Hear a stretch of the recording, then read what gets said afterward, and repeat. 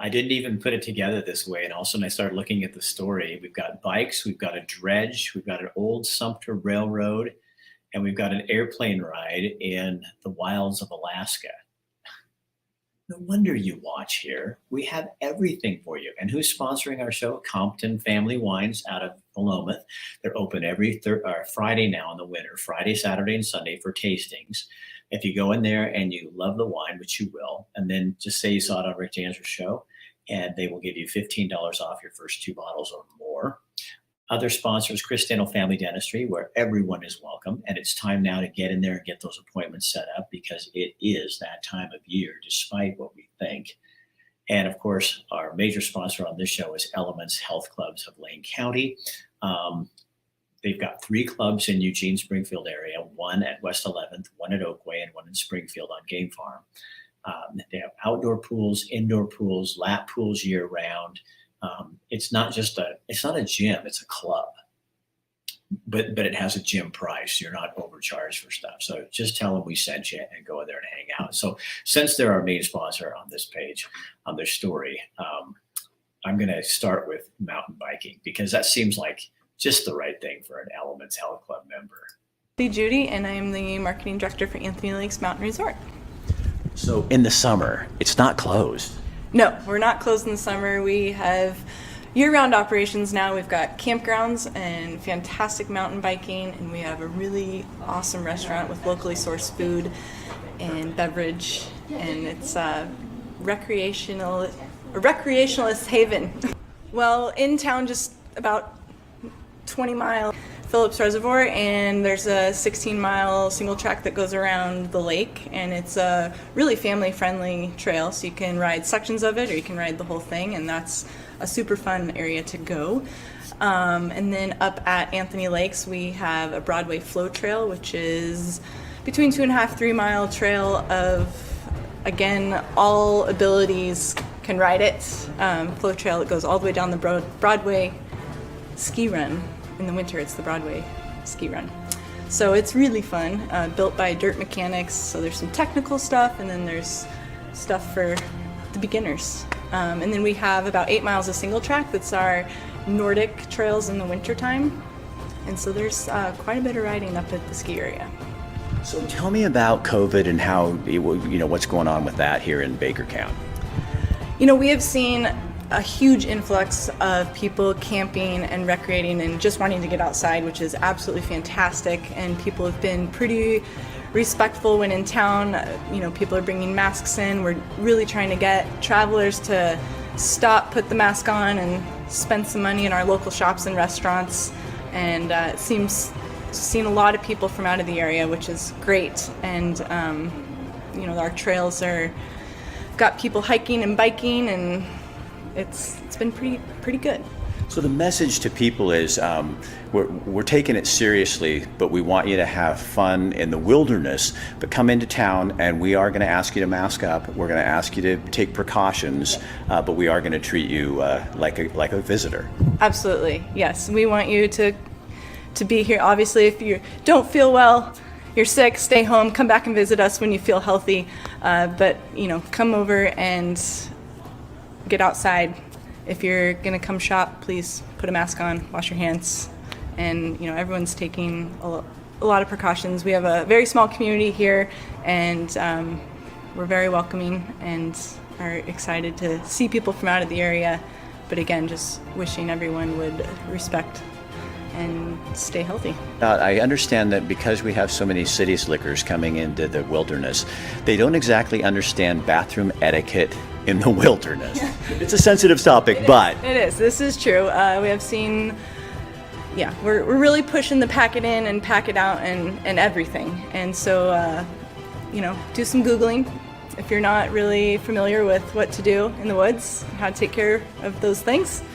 Google it before you go. Help everyone out. But don't leave it sitting near the trail so everybody has to experience it with you. Exactly. It's just like a dog, pick up after your dog, pick up after yourself.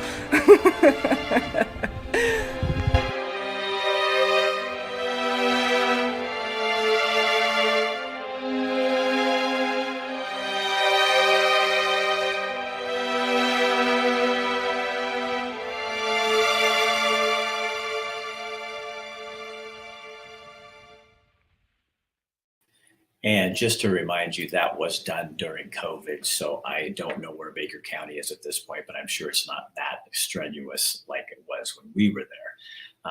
But anyway, so there, yeah, and pick up your poo when you're out in the woods. Don't just leave it sitting there for the next guy, or we'll have to hire a dredge to come find you.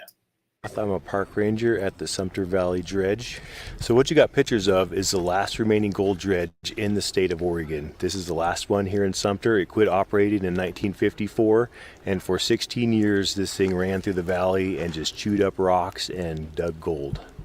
And it really left spoils, and it kind of ruined the valley, which is now being restored naturally. Yeah, it's amazing how nature kind of restores itself to normal. We have lots of beavers in the park that put the tailings kind of back to normal by flooding it. The ducks come in and, provide poop that provides seeds. So actually the ducks and the beavers work together in the park.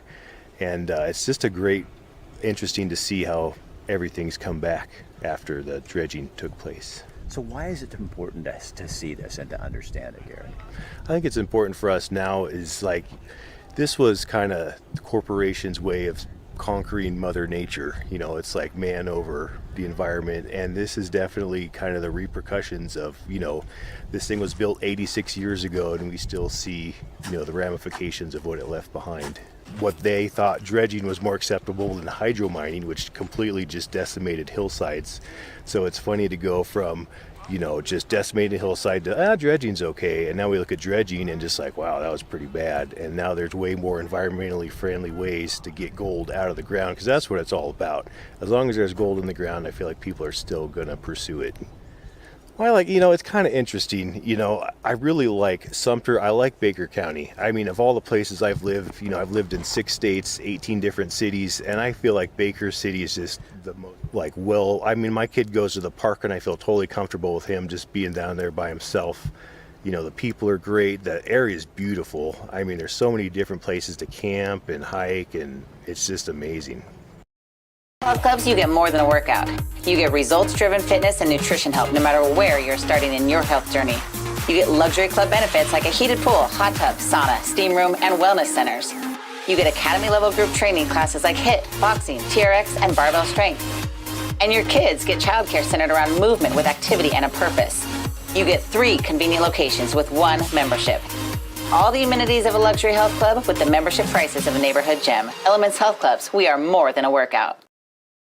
Rick Dancer here. Before the fall rush sets in, now is the time to get in to see the dentist. Oregon's best dentist, and still my dentist, is Dr. Michael Bratlin at Chris Dental in Eugene. Dr. Bratlin and his staff are second to none.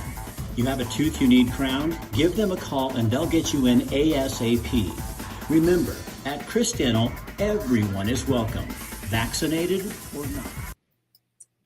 And when you're in Sumpter, visiting the dredge, you also have to make time to go on the Sumpter Railroad and find out more about the people behind it. And I am the conductor on the train today. I've been riding since I was about 2 years old. So that was my mom first brought me up here, and that's kind of where I fell in love with trains, and got a cab ride one year and they let me blow the whistle and it was all over. So I'm Eric Once. I'm an engineer today, and I'm also the road foreman of engines in charge of training and certifying the new engineers and firemen. So how long have you been doing this? And this is all volunteer, isn't it? Correct. Yeah, this is my 34th year. Yeah. Well, my grandfather was an engineer, so it's always been in my blood. So opportunity to learn it and do it. We have about 20, maybe 30 volunteers that actually operate the train and do work up here. The total membership is about 400. Like the couple that are up in the locomotive right now, they got the bug real bad last year. As you notice, now you're getting steam with virtually no water coming out of those drains. John Donnelly, Woodburn, Oregon. Loretta Donnelly, Woodburn, Oregon. So we came over for his birthday, spent a week, rode the train, rode in the cab, and the engineer and the fireman just convinced us it was a great thing to volunteer for and learn how to do. So we're both doing it. I've wanted to drive a steam locomotive since I was like 4 years old. My grandfather took me for a ride on a steam train, and I was hooked from then on. So you guys come over here how often? We pretty much spend at least 2 weeks of each month of the summertime up here. Started building out of Baker City in 1890.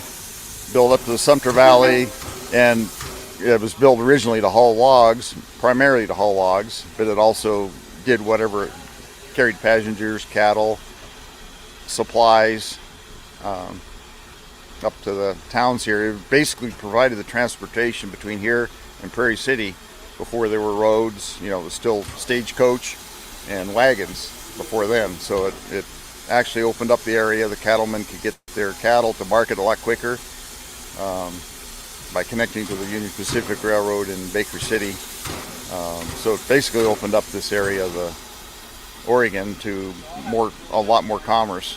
Why is this important to keep this going? Just history, and keep history alive and keep the equipment from being scrapped. I'm Paul Consani, and I'm from Portland, Oregon. So how old are you? 16. What are you doing out here? Adjusting the brakes on the A4. How are you connected to this group? Just got involved a couple years ago and have enjoyed spending time over here and working on things and running things. Steam is just very interesting, and it's amazing how you can take such simple things and put them all together to make something that does work with just water and fire. Engine would take about he said like now today $500,000 to be restored, and they'd have to get grants and all that for it. But the one out front used to be just like this one, and I think that's just amazing how much work. He said it took him 4 years to restore it. So this is just taking you back into a really long journey back into time when this railroad originally ran. This is a very small piece of the railroad, but there's just so much history up here, going through the dredge tailing, seeing the land just completely flipped upside down. And then my personal thing is I love the whistle. I love to hear that whistle go by. Same thing with a Union Pacific train goes by. And I love the click and the clack of the rails going by. And there's a piece about trains, and there's a history about trains and everything. There's just so much about trains that not a lot of people understand, but a lot of people do. And you gotta go there and I think that runs through the fall. But it is well worth it, and kids will love it. It's not a super long ride, but it's long enough, and you will have a great time on it. So on the weekends, you need to go to Compton Family Winery up in Philomath, right in downtown Philomath, on the west side of town, and taste their wine. And then when you do like it, you order a couple of bottles, and you can save $15 off of a couple of bottles or more if you just mention Rick Dancer. So here's our friends at Compton Family Wines. At Compton with Compton Family Wines, Philomath, Oregon. We're at our state vineyard. Right now we're working on the Pinot Blanc. We're in the middle of summer pruning right now, so the grapevines are growing. The spring was very wet, a lot of moisture in the ground, so the vines are going to be very vegetative this year. So we're conquering all that vegetative growth that they want to have this year to focus on the fruit, which is down here. So we had fruit, we had bloom in early July, and which is rather late for us. That's about 2 weeks later than normal. But right now you can see we have good fruit set. Then the next thing we're going to do is we're going to do a little bit of leaf pulling too. Where we'll pull leaves and open up the fruit zone. And it's not so much that we're trying to get sunlight on it, but we're trying to keep it the good airflow going. So one of my favorite stories ever, and an adventure that I will never forget. My son used to work at the Redoubt Mountain Lodge up in Alaska. And the owner started flying these little tiny planes where literally it was like my chest would fit inside the back. I was behind him and he was in the front. And he took me for a ride, and this is what we experienced. Watch. It's a 1974 Piper Super Cub.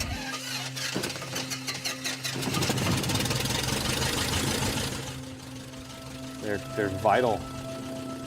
If you don't have roads anywhere, you can only get there by air. Oh my goodness, there's nowhere you can't take it. The only way to truly discover wild Alaska is in an airplane. Well, each flight's always better than the next. I mean, well, you'll see here real shortly, but it's just spectacular. It's untouched. It's rugged, unbelievably rugged, and beautiful all the same. Ryan Richards calls flying his therapy. How often do you get to take this out? If I don't fly about every 3 days, I start getting pretty miserable to be around. So, what does it do for you? Oh, I mean, it's like my relief. I mean, what's working out? I mean, what's your deepest passion? Take that away. I mean, that's what you got with aviation with me. As you glide over mountaintops and through canyons, over rivers, you can't help but wonder how many other humans have actually laid eyes on this land. I can fly 5 minutes from this location here and find places likely nobody has ever seen and certainly never set foot on. Alaska is like that. You really do get lost in the vastness of what's out there. Every corner a reminder of your smallness to landscapes so big, so overpowering, it's almost mind-numbing. In a small plane, you get more than a view. You get a feel for the land and its inhabitants. Flying just feet over the rivers and over the mountains leaves no trace of your entrance into a place that almost feels holy.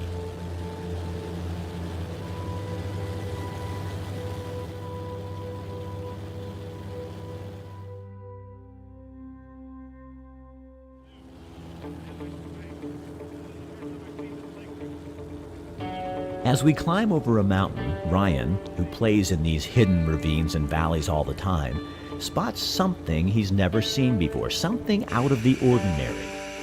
3,000 feet above the ground, hidden on a mountaintop, we find an unnamed lake. Ryan is one of those people who is not afraid to risk. He thrives on adventure, and while I do too, to some degree, landing in an unknown lake, not knowing whether it's big enough to get out, creates perspiration along my back. But my mind and my heart are soaring with excitement.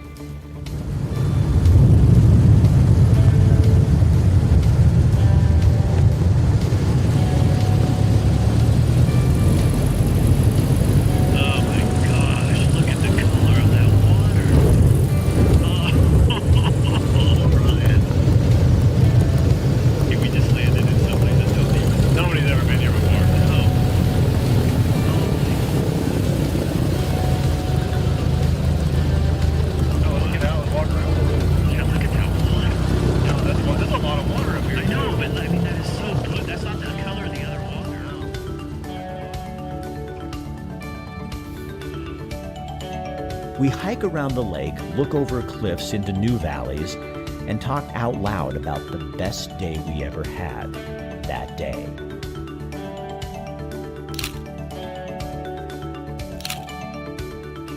Knowing it will not last forever. As long as I live, I will remember that day.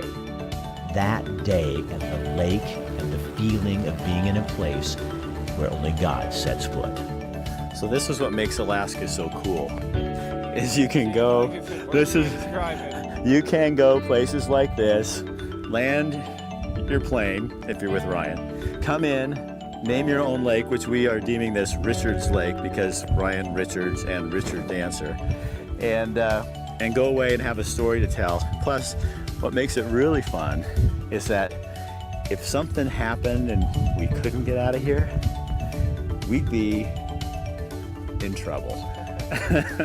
But that's what makes adventure, and that's why you do things that are a little risky, and that's why you do things that are a little out of the box, because I think we're all tired of sitting behind a computer and a typewriter and sick of Facebook, sick of all that crap.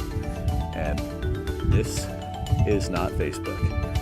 This is not social media. This is the real world. I hear a lot of people talk about going back to the real world. I kind of would question whether going back is really the real world. I think I found it in Alaska.